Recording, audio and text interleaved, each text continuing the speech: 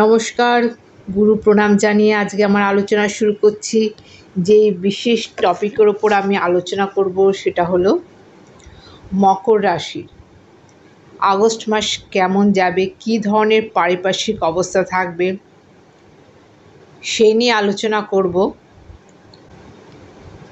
আমাদের মহাকাশে যে গ্রহরা রয়েছে সেই গ্রহদের প্লেসমেন্ট ঠিক কোথায় কোথায় আছে, কোন ঘর থেকে কোন ঘরে যাচ্ছে সেই সম্বন্ধেও আপনাদের সাথে আলোচনা করব। 5 আগস্ট বুধ সিংহ রাশিতে প্রবেশ করছে, কর্কট রাশির থেকে সিংহ রাশিতে প্রবেশ করছে এবং সেখানে রেট্রোগ্রেড থাকছে। 16 আগস্ট রবি সিংহ রাশিতে প্রবেশ করছে। 22 আগস্ট বুধ কর্কট রাশিতে প্রবেশ করছে। 25 আগস্ট শুক্র কন্যা রাশিতে প্রবেশ করছে। 26 আগস্ট মঙ্গল মিথুন রাশিতে প্রবেশ করছে। বৃষ রাশিতে বৃহস্পতির সাথে একসাথে ছিল। 26 তারিখ 26 আগস্ট মঙ্গল মিথুন রাশিতে প্রবেশ করবে।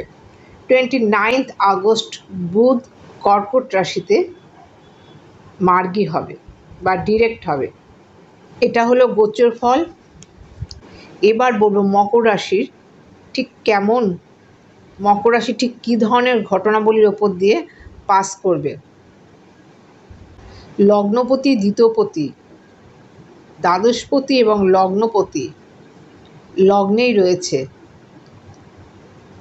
প্রথমেই বলবো যে অতিরিক্ত অর্থ খরচ হয়ে যাওয়ার একটা সম্ভাবনা রয়েছে এবং সেই যে অর্থ খরচ হবে সে অর্থ কিন্তু নিজের প্রসঙ্গে ব্যয় করা বা নিজে আনন্দ ভোগ বিলাসিতার জন্য ব্যয় করা, এটা কিন্তু এই সঞ্চারে হবে। এছাড়াও কিছু এক্সপেন্স মেডিকেল ট্রিটমেন্টের জন্য হবে। কিছু কিছু ক্ষেত্রে হসপিটালাইজেশনের যোগও দেখতে পাওয়া যাচ্ছে। তৃতীয় রাহু রয়েছে মীন রাশিতে। ছোট ভাই বোনের সাথে সম্পর্ক ভালো রাখার চেষ্টা করবেন। অনেক যোগাযোগ এই সঞ্চারে হবে। এছাড়াও ছোটোখাটো ভ্রমণ থাকবেই এই সঞ্চারে। নবমপতি একাদশপতি ষষ্ঠে থাকার জন্য উচ্চশিক্ষা যোগ ভীষণভাবে প্রমিনেন্ট থাকছে এবং যারা জব করছেন, সরকারি জব বা বেসরকারি জব করছেন, ভীষণভাবে কিন্তু শুভ দেখা যাচ্ছে। এছাড়াও কম্পিটিশন লেভেল যারা লেভেলে রয়েছে, যারা এন্ট্রান্স দিচ্ছেন, কোনো ধরনের নেট সেটের পরীক্ষা দিচ্ছেন, তাদের জন্য ভীষণভাবে পজিটিভ থাকছে। প্রবল সাফল্যের একটা সম্ভাবনা থাকছে। ষষ্ঠপতি নবমপতি শুক্র, ষষ্ঠপতি দশমপতি শুক্র নবমে থাকার জন্য জবের ক্ষেত্র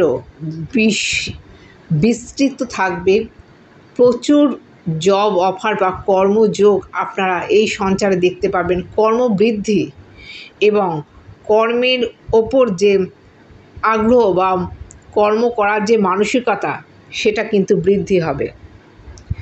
সন্তান স্থান যেমন শুভ, তেমনই সন্তান আনার জন্য যারা সন্তান আনার পরিকল্পনা করছেন, যেসব দম্পতিরা ভীষণ ভালো সময় আপনারা কিন্তু সিদ্ধান্ত নেওয়ার জন্য, যারা সন্তান নেওয়ার পরিকল্পনা করছেন তাদের জন্য যোগ্যতা, যে কোনো ধরনের যোগ্যতার মর্যাদা এই সময় পাবেন আপনারা। নবমপতি চতুর্থপতি নবমপতি শুক্র অষ্টমে থাকার জন্য হরমোনের কোনো সমস্যা বা যারা কিডনি ঘটিত ব্যাপারে ভুগছিলেন পূর্বেই, তাদের কিন্তু সমস্যা বৃদ্ধি হতে পারে। এদিকে অ্যালার্ট থাকবেন। যারা উচ্চশিক্ষা করছে বা যারা পিএইচডি করছে, যারা এন্ট্রান্স দিচ্ছেন, তাদের জন্য শুভ থাকছে। গবেষণাধর্মী কাজের জন্য ভীষণ ভালো থাকছে। দূর ভ্রমণের জন্য যেমন ভালো থাকছে, তেমন ভাগ্যের পূর্ণ সহায়তা এই সময় আপনারা পাবেন। পিতৃস্থানীয় ব্যক্তি আপনাদের সাহায্য করবে।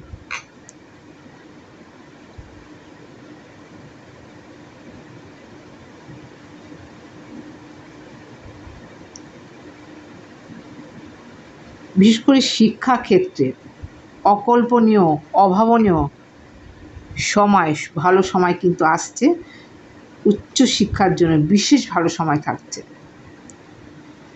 আশা করছি প্রয়োজনীয় তথ্য আপনাদের জানাতে পারলাম। আজকের মতো এখানে শেষ করছি। নমস্কার।